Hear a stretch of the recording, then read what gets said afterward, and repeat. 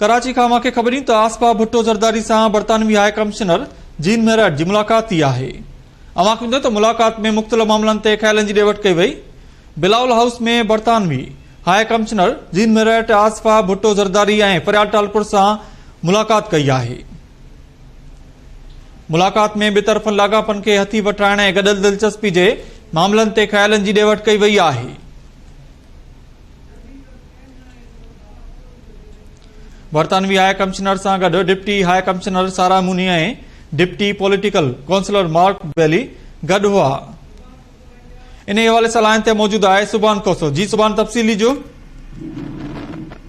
हाँ जी बिल्कुल, पाकिस्तान में भारतीय high commissioner Jain Meerut Bilawal house में पाकिस्तान पीपल्स पार्टी की लेडीज विंग की मरकजी सदर फरियाद टालपुर ऐं आसफा ज़रदारी सां मुलाक़ात कई आहे। मुलाक़ात दौरान पाकिस्तान पीपल्स पार्टी सूबाई वज़ीर सईद गनी भी उन मौके ते मौजूद हुआ। बरतानी हाई कमिश्नर सां गॾु डिप्टी हाई कमिश्नर सारा मोनी, डिप्टी जी पॉलिटिकल काउंसलर मार्क बेली भी उन सां गॾु हुआ।